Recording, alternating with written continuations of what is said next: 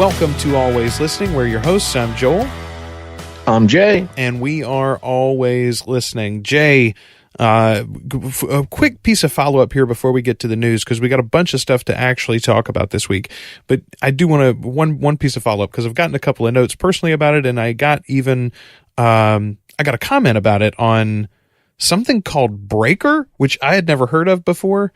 And I still am not very clear exactly what Breaker is, but Breaker is some sort of podcasting app, I'm assuming. You can listen to podcasts there. We got a comment there, and they were talking about a weird ad insertion. So our host, the host that we use for the media host that we use for this podcast is Spreaker, and I use it for several of my podcasts, as a matter of fact, and they use dynamic ad insertion. There was a change in my terms of service that I had overlooked. Why? Because I didn't read every email that I got. This is something that you need to do as a podcaster. And because of that, they started implementing Midroll inserts even if you had previously unchecked that box. And so it's not that they're inserting them willy-nilly. I had been told, hey, you should go and mark an ad slot in the middle of the show. And from now on, I will do so. So it will come in a transition or something like that. I won't let it happen willy-nilly. I apologize for anybody that got those in the past. However, I will say, interesting little experiment here, Jay, because this does not affect everybody, right? Like the nature of dynamic ad insertion means that some physical locations, some time places, some, like if you download it right away or if you stream it later, all of those things affect whether or not you'll get the ad and whether or not you'll even notice that one was inserted sort of at random early on. And then, of course, if you didn't listen to the show until now, if you've not listened to our most recent episodes until, this week or next week or something as we're producing this show, you won't notice it at all because I've since gone back and corrected this. I've marked those ad slots, and so the dynamic ad insertion won't be at random. Anyway, mea culpa. It was really on me. It's not the company's fault. I wasn't paying attention, and so that is corrected moving forward. Sorry about that. Horrible producing skills. I got to teach you much better than that. Well, it's just one of those things. Like I wasn't paying attention to what was going on. And even though I was listening to my show, which is something I tell all my clients, I'm like, look, when the show goes up, you have to go and listen to that version of it because that's what everybody else is hearing. So it doesn't matter what you uploaded. It doesn't matter what you edited. It doesn't matter what you exported. It matters what they're downloading. So you need to go and download it too. And in my case, I was doing that. But because I was downloading it right away, because of where I was, whatever the reason, I wasn't getting the ads. So I didn't know. Right. Yeah, that's the beauty of dynamic ad insertion is the ability to target specific people, locations, etc. And yeah, you're not going to necessarily hear an ad every single time. But when you do hear an ad, then you're helping out that person's podcast. You just help that person make some money. Yeah, and I mean, again, as I've said in the past, if the ads are ever annoying, my friend, every podcast app I'm aware of has a skip button. You can hit that little 30-second skip forward, and you're done with it. It's very, very easy system that we got going here. Jay, let's get to the news. This doesn't have a skip button, yeah. By the way. This is an old school iPod. You can't shake it or something? It only has a fast forward function, and it doesn't fast forward necessarily 30 seconds. It doesn't, that one doesn't even have Siri in it, does it? You can't even talk to that, can you? No. No. Goodness. What would you? And it's small enough to get lost too. That's the worst part. Yeah, like earbuds, man. You can wash those in the washing machine.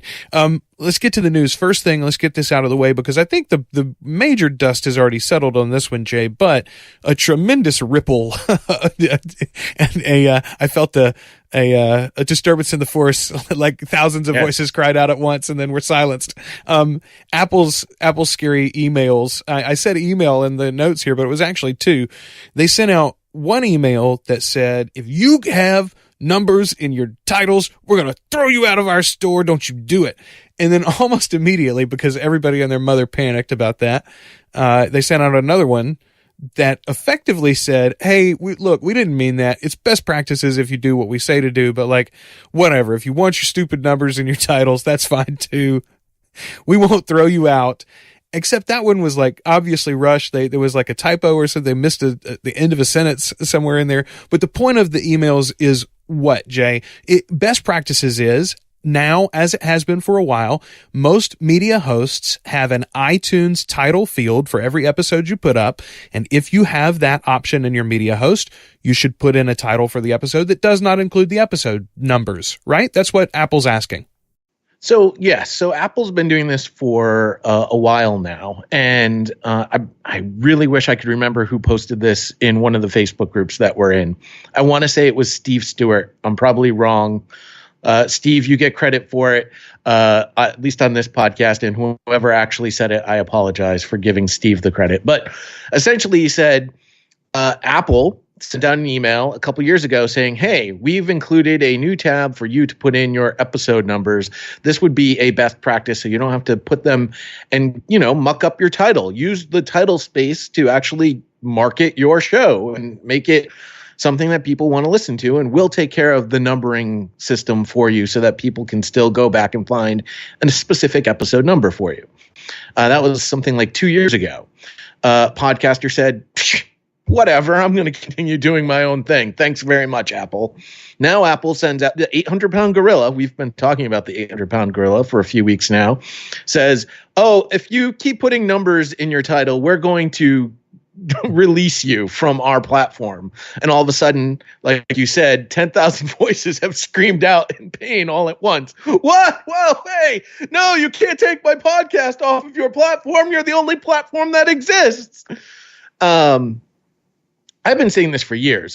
Now, I come from a genre where episode numbers aren't necessarily important because the content doesn't have as evergreen a life as other content does. I understand there are other genres, specifically business genres, that really enjoy having that episode number in because it's easier to market to their audience. Hey, I talked about this specific content best practices in episode 113. Go back to episode 113 and you're going to hear me talk about this specific thing that we're talking about. So I get it. I understand it from both sides. But again, it just leads back to Apple is the 800-pound gorilla, and they, in a snap of a finger, can change the industry on a whim. Well, a couple of things about, first of all, a little tease. This is what we in the radio industry call a tease. Next week, Jay, two things. I will have been back from Podfest, which we're going to talk about in a little while, but also I'll miss you guys. Well, yeah, I know. We're going to miss you too. Not just you. Who Danny Pena posted yesterday. He wasn't going to be able to make it.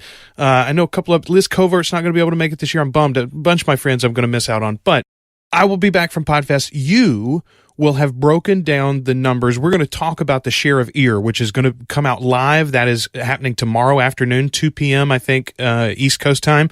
But you don't have to listen to it all if you're sort of laity, as it were, in this industry. If you're just a podcaster and you're like, I don't have 2 hours to listen, and I won't know what he's saying when I listen to it. We're going to break down a lot of the important parts for you, but very specifically, Jay, you're going to talk next week about what is the number, what is the number that Apple could just turn on, what is the amount of money tree that they could grow in an afternoon and a weekend, based on those numbers for share of ear for the next year of podcasting. So yeah, Apple is still that 800-pound gorilla, but this is not new news. If, like I said in the first, Jay, if you check your email, folks, it is imperative. You have to know what email is in your RSS feed, because that email is going to get bombarded a lot with important things. Some of it's going to be trash, right? People are going to scrape your email and they're going to send you proposals for nothing. PR companies are going to pitch you for, their client to come on your show, et cetera, et cetera. But also your media host is going to tell you about a change in your dynamic ad insertion. Apple's going to tell you about a change coming up in their, platform that is going to affect you, and you need to get with your media host on how best to adapt to that. But if you were doing that, this wouldn't be news to you this past week, and it wouldn't have been an emergency situation for you. Jay, it's like you said, you don't care about episode numbers, so you just got rid of them probably a long time ago, if you ever used them at all. I never used them. There you go. Never used them at all. But even if you had, you would have ditched them because they didn't matter that much to your genre, and Apple said they're going to cause a problem. So you would have gotten rid of them. For me, I like episode numbers for a lot of reasons, but I went through for all of my clients. I do have a lot of business shows, a lot of clients that are entrepreneurs or businesses, brands. all of those shows I went through a year ago, and we changed all of their formatting so that the regular title tag has the episode number at the end. So it's still there for accessibility if you want it, but it's not cutting into the space for the things that are interesting about your title. And likewise, we took it out always from the iTunes title tag. So again, if you just follow what comes in the emails, you can be ahead of this game. And look, you won't have to worry about Apple's 800-pound gorilla. By the way, I just want to highlight what you just said there, and I think that's a very important best practice for every podcaster. Understand that the title of your podcast is your number one marketing spot for someone who has never listened to your podcast before. So maximize the amount of space that you have that is shown on Apple Podcasts, wherever Apple Podcasts is seen, on a phone, on a desktop, etc. Maximize that space to market your podcast and specifically that episode. So if it's a big name guest, put that guest's name front and center. For instance, I have a podcast coming up, not to promote my own show, but what the heck? Next Fan Up. I have Merrill Hodge, former Steeler running back. Big name guest. His name is going to be front and center in my title spot because that's the way I'm going to get as many earballs as possible. If I did have an episode number that I wanted to put in there, put it at the end because, one, it won't be seen. Two, it's not going to mess up with what Apple's going through. I saw somebody else mention that they feel like this might have been done because of the Americans with Disability Act and the, for people that are blind that are listening to Siri or whatever listening device that they have. It just gets repetitive to hear episode 128. I think that's really minor. I don't think that necessarily has anything to do with any of it, but it does make sense in the very least. Well, I do think though, not just for disabilities, right? We're all moving towards a more audio-centric future. We're controlling more and more of our computing with our voices, whether that be the Amazon boxes or the Google boxes or the Apple devices, and even Microsoft's in this game a little bit, right? With Cortana or whatever. So you can imagine a future in which most of us start our podcasting when we listen to something with our voices. And in that future, when she reads back to us, yeah, this is episode such and such, you don't want to be repetitive. You want to get right to the meat of the thing. Anyway, these are good practices, even if Apple wasn't going to lock this down. It turns out they're not going to throw you out today for doing it, but that doesn't make it any less of a good practice moving forward. And you've said this earlier in this show. Rob Walsh said it the other day on social media. I'll say it here officially. Who knows what Apple will do in 6 months or a year or whatever. Apple is a company that marches forward. And if they think that the future is audio first, for instance, then they will make it clean and a good presentation for the consumer, not necessarily the producer or the content creator. They'll make it a good presentation for the consumer on that end. So we'll have to adapt and move forward. Now, Jay, the rest of this news today primarily concerns how we might build ourselves, I don't know, an 800-pound reptile of some sort to fight the 800-pound gorilla. I'm a big King Kong Godzilla fan. Where is podcasting growing? That's what I titled this episode, I think. And that's what we're going to talk about here. We've been talking about for several weeks now, Spotify and the moves that they've made. One question that I see a lot of producers, especially people who are reticent, like you were early on about Spotify, I hear people say, well, they're cannibalizing your audience, right? Like your audience is already listening to podcasts and then they're moving over to Spotify to listen to John Mayer. If you tell them that they can get you over there, okay, fine, but they can also get John Mayer over there. How much are they going to stay listening to you, et cetera, et cetera? So like we're not growing listenership. You've got some numbers, some interesting articles here that say that's precisely what we're doing. We are growing listenership, in fact. Yeah, it was interesting. I mean, that's definitely been something that I've been on with Spotify for quite some time about the fact that it did not appear that they were actually growing the listening audience. And I know for a fact, even though it has changed, that Rob Walsh gave a presentation at one of the Podfests, maybe even been last year's Podfest, where he specifically said that. He said that the growth on Spotify has been very small in terms of brand new listeners to the space. I'll be interested to see if there's any information on this in the share of ear tomorrow as well. I have to believe that there will be. Chartable has done a wonderful, nice thing, and they basically have summarized last year's share of ear report. And you might have seen this floating around, and they've titled it The Golden Age of Podcasting. One of the things that I highlighted was many of these listeners are new to podcasts. In other words, Spotify didn't steal listeners who were already listening to podcasts and Apple Podcasts. They created new listeners by exposing them to podcasts for the first time. That was one of the first times I actually had seen that phrase actually written out in that way and explained in a nice, beautiful chart. To further that, the good folks over at Play have also noticed in their downloads that there are definitely more listeners coming thanks to Spotify not being stolen off of other platforms. And I thought that was very interesting. And then literally today, Voxnest, the company I used to work for, released in a blog post that they're seeing Spotify has actually already taken over Apple as the number one podcast destination in some foreign countries. South America probably, that's not a country, that's a whole continent, is already pretty much owned by Spotify in terms of being the number one destination where people are getting their podcasts. All of this to say, our good friend James Cridlin, who writes the Podnews newsletter that you can get on a daily basis, he added to that Voxnest release that Spotify was launched in India on February 26th. Android has a 90% market share in that country. And that, I think, is something that we're seeing here when it comes to Spotify. We've talked about how Apple is the 800-pound gorilla. And we've always mentioned that Google could be that other 800-pound gorilla because of the fact that there are more Android phone users than there are Apple phone users. But we also know that most podcast listening is happening on a mobile device. If Android is the leader in the marketplace and people aren't listening to podcasts on Android, how do we make that easier? It appears that Spotify is the answer, unlike some of the other components. I mean, there are plenty of we know there are plenty of different Android apps out there to listen to podcasts.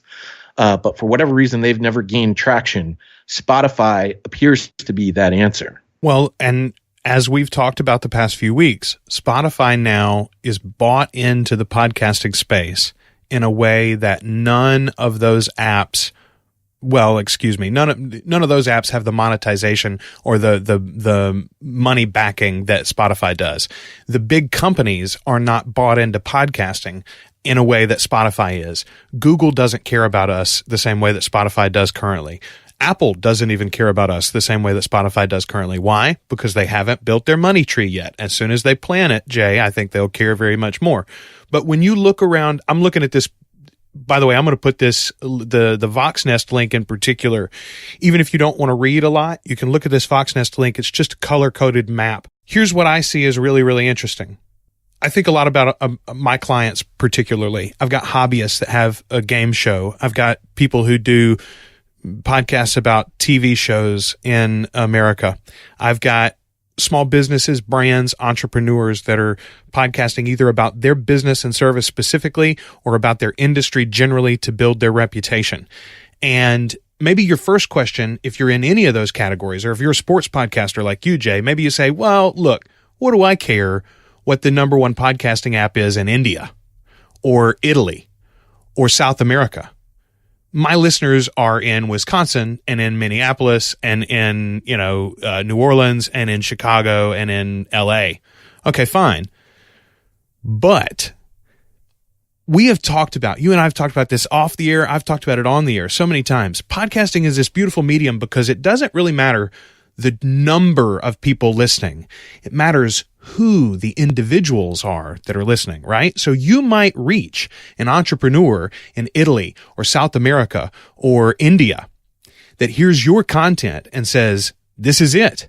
And people in my country don't have this and they would go gangbusters for it. We could all benefit. There's a business here. Let me partner with this person and translate this content specifically into a local language so that other people who aren't gifted in English like I am, or who aren't adventurous and will chase this stuff down, can benefit from this content.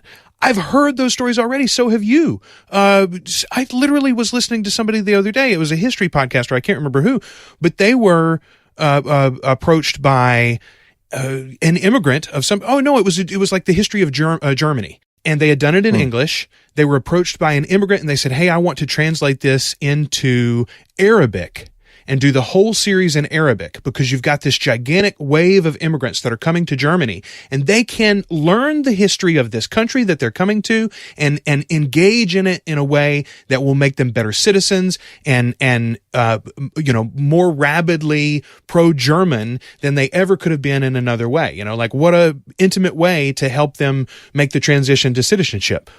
Boom, what a great idea. And you know what? That's a business opportunity. That's a revenue stream for that guy. So Don't shut out the idea that the world matters to you, no matter what your subject is.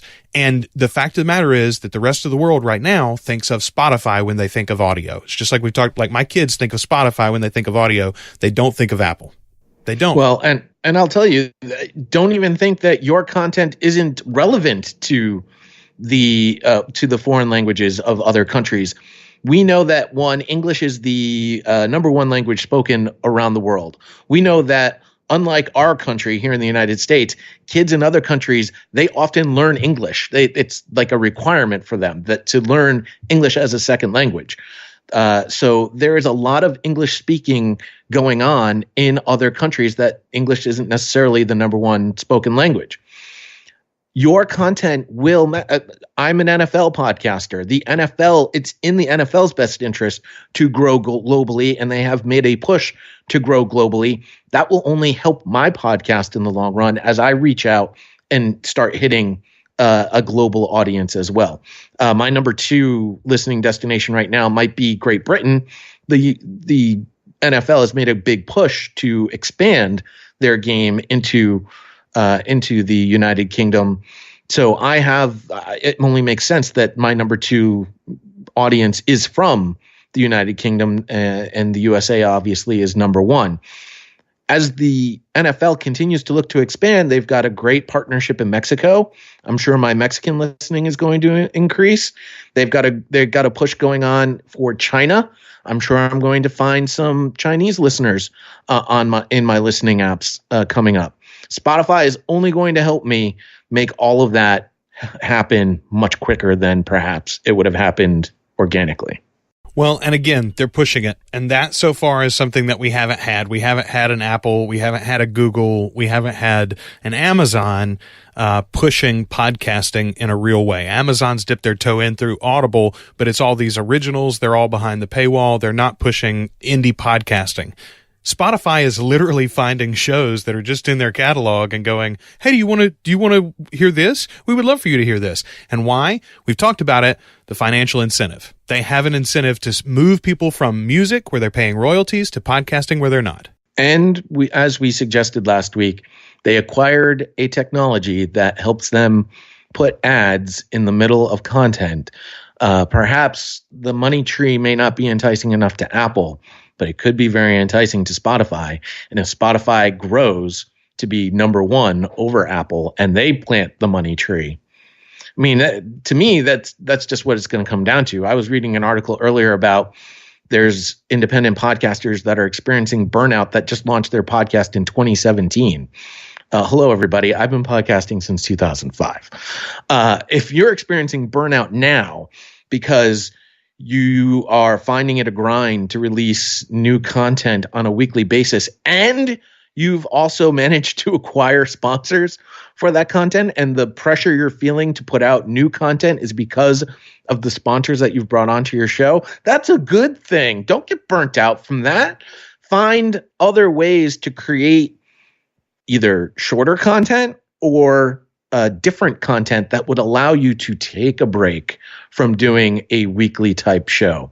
I've mentioned this to a number of different podcasters before who said that they wanted to do just a once a month podcast. And I've told them, in between those larger shows, do 10 minutes worth of content just to keep your audience in touch. Plus, the 800-pound gorilla, Apple, won't let those subscriptions expire from your listening audience. You always want to give your audience a reason to continue listening. Don't ever give them a reason to stop listening to your show. Jay, on that note, let's talk about the Dave Jackson's visit to On Air Fest and some of his thoughts from that, because I think that ties in a lot. It's something that I'm seeing more and more from my clients, but it's interesting to see it sort of across the whole industry. So let's tell me a little bit about what he said from that trip. Yeah. This was a blog post in the Podcast Business Journal, and I'm going to literally just quote it because I think it's fantastic what he wrote. Because of the focus on stories, almost every podcast I heard about uses seasons. I also heard phrases about quote unquote funding, such as, quote, I'm working on season 3, but we're still waiting on funding. Speaking of funding, Jenna Weiss-Berman from Pineapple Street Media shared how she can make an entire season of a podcast using 5% of the budget for a TV pilot. According to my first Google search, you can make a 30-minute TV pilot for $2 million. If that's accurate, you're looking at $100,000 to create a season of episodes. When I looked at shows by Pineapple Street, I saw seasons with 6 to 12 episodes, which means they're charging between $8,300 and $16,000 per episode. Understand, Pineapple Street Media and Jenna Weiss-Berman might only be one person, but there are multiple people.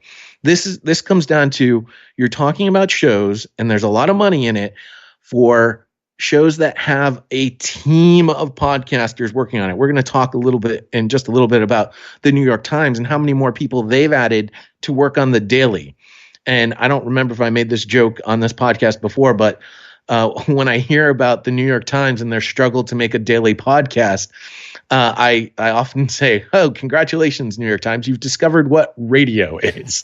It's honestly, to me, it's honestly not that difficult to create daily content because I grew up in the radio business. I went to school to learn all about radio and radio production and radio content development and all of that good stuff.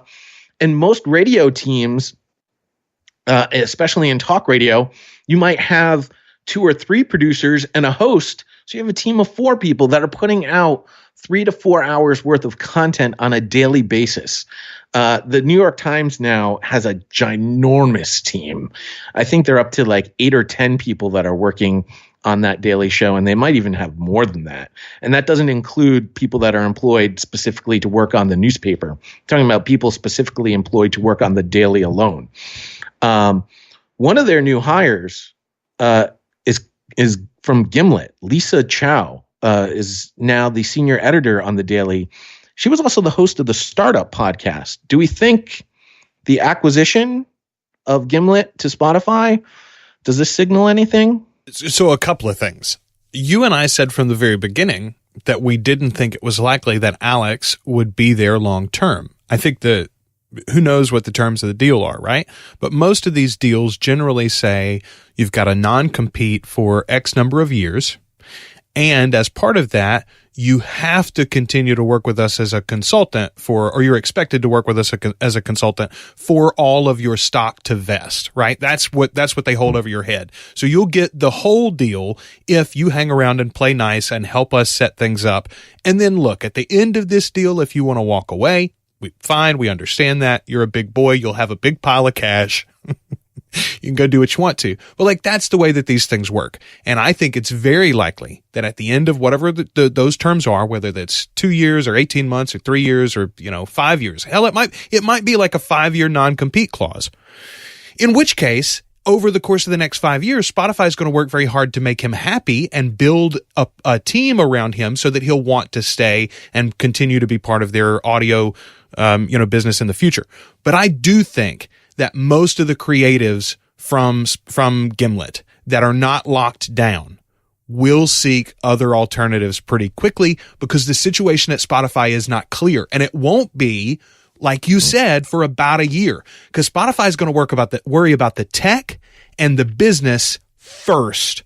Content and editorial second. And because of that, people like Lisa Chao, who are genuinely wants to provide good storytelling and also build her own credibility, right? And her own stature as a presenter or host or a personality. None of those things are going to happen for the next 6 months, at least at Spotify. So unless she's got a big pile of money in stock options, which apparently she doesn't, why would she stay? And that's going to be the case for all of these hosts. So your favorite Gimlet show is going to look very different in 6 months, 9 months, whatever. I'm telling you, it's coming. Well, it's funny because Matt Lieber, I've seen, has come out and said nothing's changed. It's business as usual. We're moving forward. I know there's a lot of worry about the Reply All program. I've seen some writings about that. It's a very interesting time right now for what's happening at Spotify. And I know that they just hired a new head of creative, a former executive at the Lifetime Network. So I think that's interesting. And they're apparently looking for a sports lead. I've applied a couple times. I haven't heard from them yet. I've taken to social media now. Hello, Spotify. You can call me. I got a phone right here. It's not ringing yet. You can call me. Where can they find you on Twitter?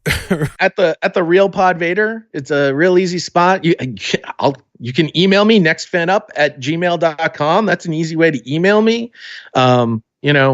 Facebook, Pod Vader, facebook.com/podvader. That's my personal Facebook. You can get me there. You could go to facebook.com/podvader page. That's my business page, where if you need help with, podcasting solutions, I provide solutions for podcasters. So, I'm really easy to find. I don't make it difficult. I don't think. And like I said, I've already applied too. You have my resume and cover letter sort of detailing, my work here in the podcasting space for over 15 years now. Not they're looking for someone who has got 12 plus. Well, I've got the plus part of that 12. So, anytime, feel free, reach out. I know everybody else has been sending me the job too, which is nice of everybody. I really appreciate it. I really, really do, guys. Just know that every day, my day starts with opening up my email, reading my Indeed job openings. So I'm well aware of the jobs that are open in the podcasting space right now. Jay, let's talk about, while we're waiting on that email from Spotify, let's talk about Scripps. They're now the owners of Triton Digital. They own Stitcher, Midroll. They've seen revenue growth in, quarter 4 2018, it was up 41%, according to the new results from the company. Revenue for Stitcher specifically, which includes Midroll ad agency, was up 64% to $16.7 million. And yet, a couple of big names departed very recently to go to another ad agency across town. Lex Friedman and former chief business development officer, Lex Friedman was their chief business development officer, and Korri Kelsey, their former CRO, both have gone to Art19, which is weird because we've been talking about the fact that Art19 has bled a tremendous amount of their shows recently. This all goes back to one of the themes that we've discussed numerous times in this podcast about following the money. To me, if you've increased your revenue by 41%, and specifically those two people who were involved with Midroll increased the revenue 64%, why are you leaving? What is the signal? What are you not seeing? What part of the story hasn't been told that's happening? And that's just I'm not saying that there's anything going wrong with Midroll. I'm not saying that there's anything going wrong with Scripps, but there's clearly been a falling out of two people who were very successful at their jobs and have now taken their knowledge and experience and leadership to another company that is looking for those types of people to help improve in that particular area. And it appears those two people will probably do a very similar job at their new place of employment. Yeah. When you look at all the money that's being thrown around in this space right now, and you look at the people and where they're moving to and how they're moving, just ask yourself those types of questions. What the biggest one, I'm a big proponent of this, even when it comes to creating content, is why? Why is this happening? Why are you doing this? Why is that going on? And if you don't get an answer directly from the source, you're left to read between the lines. And to me, when I read between the lines, it doesn't make any sense. Well, and again, so they're leaving a company which literally just announced they're ascending in the podcasting world. We wondered what the marriage between Midroll and Stitcher and Scripps and all of this sort of like rolling audio behemoth, what it would become. It's done well. It looks like, at least on paper, it continues to grow. And yet Art19, like I said, story after story after story, where they've lost big profile shows recently, moving to other hosting platforms and other ad serving companies. I don't know, man. Like, I mean, I guess good on Art19 that they're, we've been talking about you. We've got this prime real estate, as it were, of podcasting knowledge and experience out there that is sitting unclaimed. Surprised that some big company hasn't just seen like, oh, well, we could get him at a bargain and just literally just soak up a bunch of ideas and throw him away then again in a year or two if that's what they wanted to do. That's what companies do all the time, right? But I mean, like, you could do that. Here, at least, Art19 is doing that. They see a couple of people that are available. Clearly, there was a discomfort or unhappiness for whatever reason at Scripps. And hey, look, we need to make another play in podcasting. Lex is a guy who knows how to do this. Korri is someone who's got a proven track record of making this happen. Let's bring them on board and see if we can't turn things around. So, kudos to them, I guess. But it's surprising to me. It's a big hire for Art19. I think it'll only do them well. And it's a big loss for Scripps and Midroll specifically, to find somebody to replace those two. I unfortunately am not that person. I don't have those types of relationships in the advertising space. I can learn them. If you want to call me, feel free. You've interviewed me before. I guess you can go further than that interview. But hey, I am still available, Scripps. Hello. Same thing. nextfanup@gmail.com, @TheRealPodVader. Here's my phone. If you can read the phone number, feel free to call me. Jay, I want to talk quickly. I haven't really talked about this at all in the show. I'm kind of surprised that I haven't, but I'll give you my thoughts on the event specifically next week after I get back. I am traveling tomorrow morning, as a matter of fact, to Podfest 2019 in Orlando. It's going to be held at the Wyndham Orlando Resort. There's a link in the show notes. If you're in the Florida area, particularly if you're in Central Florida, and you are in podcasting, you should follow that link, grab yourself a ticket, and come on and join us. It's a tremendous amount of info, a tremendous amount of networking you'll get to do in just a couple of days. The official events are the 7th, 8th, and 9th. But there's some pre-events happening on the 6th. We're going to travel down again tomorrow morning. We'll be there late tomorrow evening. And then I think we're going to be leaving sometime on Saturday. But the culmination of the thing is there's even fun stuff happening after the event. There's going to be a roast, as there was last year. Last year we did Dave Jackson was our roastee. This year they're going to be roasting John Lee Dumas from Entrepreneur on Fire, which will be very exciting. I love podcast conferences, and Jay, you and I have been very lucky in the past few years to be working for companies or working in the industry so that it's like clearly a business expense. You just write it off and go, and it doesn't really matter what the expenses are. I understand for a lot of indie podcasters, you can't just take what amounts to a vacation for yourself to go to one of these cities. But what you should do is look for the opportunity. You plan ahead of time. Podfest in particular is in one location all the time. There's another one, happens later in the year. It's happening in August right now, Podcast Movement. This year they happen to be in Orlando too, but it generally roams around the country. So it might be closer in your neck of the woods one given year. But even if it's not in your neck of the woods, think about, hey, okay, we haven't had a family vacation in a while. We're planning one to Disney, or we're planning one to this place, or we're planning one to that place. Why don't we coincide? Dad or mom or both can do a little work at the conference. Kids can have a good time. There's a way to make those things happen, even if you're not in the industry specifically, and you're having to make it more of a vacation expense than a business expense. I cannot recommend them enough. You'll grow tremendously as a podcaster. You'll cram a lot of information into one place, but also you'll make relationships. Friendships. You and I met at a podcast conference. You mentioned the other day you met Jonathan Oakes for the first time at New Media Expo. Those are relationships now. They're 5-6 years deep. So those things matter. They've mattered to our business. They will matter in the future to our businesses. And the same thing can happen for you. So that's my first point is go check out that link and go to Podfest if you can. Secondarily, if you can't go to Podfest, you can follow my other link that's right under that. Go to my website and get some deals. I'm offering some specials for the rest of this week for Podfest to celebrate. You can take advantage of my iPad podcasting course. 2.0 launch is coming on the 15th. You can get that for half price. You can get some intros and outros for your own podcast at cheap prices. Consultation with me too. If you've ever said, hey, I'd really like to get like 30 minutes of Joel's time dedicated to actually talk to him about my show and my needs, you can do that for cheap right now, as a matter of fact. So all of that is in the show notes. And again, put it on your calendar ahead of time. Look at there's some others too. I've been wanting to go to PodCon in Seattle. It's up in the Northwest. It's in Seattle, I think. Mm-hmm. Yeah. That seems like a really fun conference. It's more, or a convention, I guess, really. It's more fan focused, and it's got some training and education alongside of it. But all of those would be good opportunities to rub shoulders with podcasters that you look up to or respect, get advice from them, hear from them one-on-one about how they've done what they've done.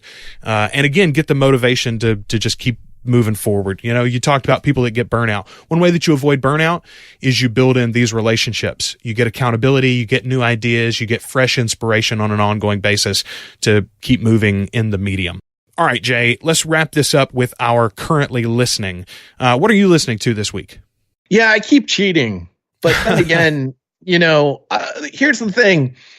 Back in the day when my job required me to listen to podcasts, I listened to over 7,500 podcasts in the last 4 years, which I think is a lot, but I've read people that have listened to a lot more than that, which I think is outstanding because I thought 7,500 was crazy on my part. But in any case, now that I'm unemployed, or better yet, when I am employed, it's delivering food to people, and it gives me a chance to listen to a lot of podcasts, and especially those that I haven't listened to in quite some time because my job required me to listen to everybody else's podcast. Well, one of the shows that I was a guest on this particular show in a previous incarnation, talking about Time Suck with Dan Cummins. I love it. The best way to describe it is sort of he does the research so that you don't have to. And, just to give you an idea of the topics, he does a lot of true crime lately, which I think is smart on his part. But I just recently listened to episodes involving Tupac and Biggie. So giving you a nice hour and 44 minutes on the background of those two rappers and to their deaths. The Chernobyl disaster. Another hour and a half on nuclear power and sort of the disaster that happened in Russia back in 1986. And then right now I'm listening to an episode that he did thanks to his patrons. He got so many reviews on Apple and so many patrons. He's done a bonus episode on Jack the Ripper, which I think is fantastic. So again, all sorts of different history type stuff. The episode that I'm most looking forward to, it's going to take me a little while to binge to get to it, though, as he did it most recently. And these episodes actually were from April of last year. Again, the beauty of podcasting. You can listen when you want, how you want, whenever you want. I am really looking forward to his breakdown of the Illuminati. But that's sort of the craziness of Time Suck. He introduces people as lizard snake people. That's sort of like his thing. The inside thing is his audience, his community that he's built. They've all sort of embraced this idea of Nimrod and snake people and that sort of thing. And I love it. It's a fantastic listen, and I can't recommend it enough. Yeah, it is a really good show, actually. That is one that I've listened to myself a few times, not just because of your recommendation, but also because of your recommendation. My recommendation this week, my currently listening, is a show by a friend. I mentioned her earlier. She's not going to be at Podfest, unfortunately. Liz Covart. She does a tremendous show called Ben Franklin's World. You mentioned the quote earlier from Dave Jackson about folks doing seasons and folks searching for funding. Liz is a great example. She was a historian. She had a job in history. She had an interest to do something more creative than what she was being able to do within the bounds of academia. And so she started this podcast. Now it is her full-time job through a university and institution. She's got a grant effectively that provides for her full-time income through this institution to create this great content to draw more people into history and specifically into the story of Benjamin Franklin and the early American experience. So it's a great show, period. The reason why I bring it up today is twofold. First of all, if you go back a few episodes, back to episode 210 and episode 211, speaking of leaving episode numbers in the title, Liz does, at least outside of iTunes. She does it right. In the Apple Podcast space, they don't show up in the title. Episode 210 and 211, though, were about John Marshall, considering John Marshall Part 1 and considering John Marshall Part 2. They were part of the Doing History series. And I, thespian that I am, played John Marshall, actually, in a couple of quotations for her. Yeah, I did some voiceover for her in that episode. So you can go back and hear me there. You can also hear her original theme music, or at least the theme music that she's had for several years now. There was nothing wrong with her intro that she had. It was quite good. But this morning, she made a post on Facebook, and I got excited about it. I was like, that is really cool. Let me see what that's about. She said that she had been listening to a podcast, and they had an original theme song from Breakmaster Cylinder. Which, if you are not aware, he's done several of the Gimlet shows. Breakmaster Cylinder did the theme music for Reply All, for instance. He's generally electronic, and it's very, very interesting. Anyway, she said, I wonder why my show doesn't have a custom theme song from Breakmaster Cylinder. So she emailed him. She found his contact info online and contacted him and said, hey, would you be interested in doing this, and what would it take? He was surprised an indie podcaster would reach out to him, but he loved the idea of composing something historical and modern, so they worked out a deal, and today she debuted on the latest episode a brand new custom show theme from Breakmaster Cylinder. Moral of the story, don't be afraid to ask. And Liz is absolutely right. So if you go and load up episode 228 of Ben Franklin's World, it's called Eric Hinderaker, The Boston Massacre. The new theme song is there, and it is outstanding. It is both very historical, very Ben Franklin, very Liz Covart, and also very Breakmaster Cylinder. It's really, really cool, man. So kudos to her, and go check that show out if you're at all a history buff. Well, I'm definitely going to go. Yeah, I'm definitely going to go listen to that intro because I always love mashups like that. But what's funny is that you just mentioned the moral of the story. Just ask, not to give another plug for my business page, but facebook.com/Podvader page. I'm trying to do sort of a tip a day. Probably won't do so much on the weekends, but going into last weekend, my tip for podcasters was just, there's a story inside us. Reach in and find that story. Follow your heart. You're not going to be led astray because your mind won't let you. And ultimately, if you don't know, just ask. So that's been one of my mantras I've lived by for a number of years. If I don't know, just ask. It doesn't hurt to ask. So just ask, people. I love it. Jay, where can they ask you? At The Real Pod Vader on Twitter, facebook.com/Podvader page, even better. And I would give you my phone number, but yeah, I don't think I'm going to do that. Don't do that. I'm not going to make it that. Not going to make it that easy. You can slide into them Spotify. DMs. Hello, is it me you're looking for? I think it is. You can follow me at The Rogues Life on Twitter. Everything else at propodcastingservices.com. You can find us always at alwayslisteningpod.com. Email us your questions, alwayslisteningpod@gmail.com. You can subscribe to the show on Apple Podcasts, Google Podcasts, Spotify, Stitcher, or anywhere else you listen to podcasts, including apparently Breaker, Jay. I don't know. I still don't know what that is. I've never heard of Breaker. I heard of another hosting site that was shutting down. I had never heard of them before either. Podcast keeper, RIP. Never even knew you. Sorry to miss you. Didn't know you. It's the truth. Oh, goodness. All right. We'll be back next week. Until then, we've been your hosts. I'm Joel. I'm Jay. And we are always listening. Yeah, I know I ain't seen it all, but I've seen enough.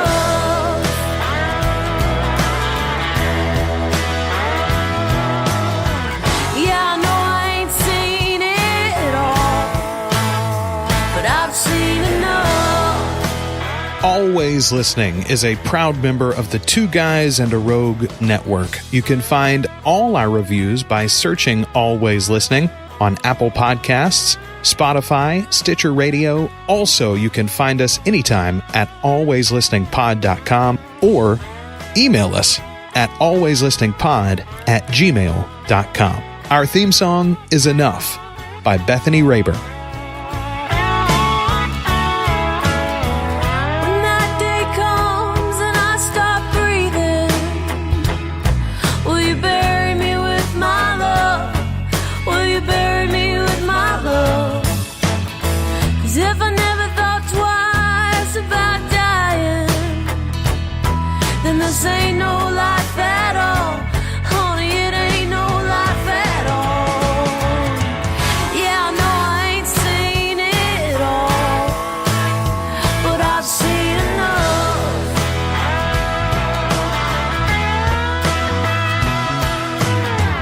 Yeah, I know I ain't seen it all, but I've seen enough.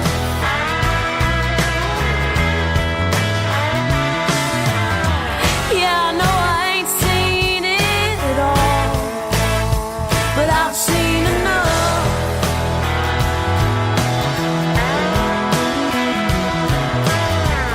Yeah, I know I ain't seen it all, but I've had enough.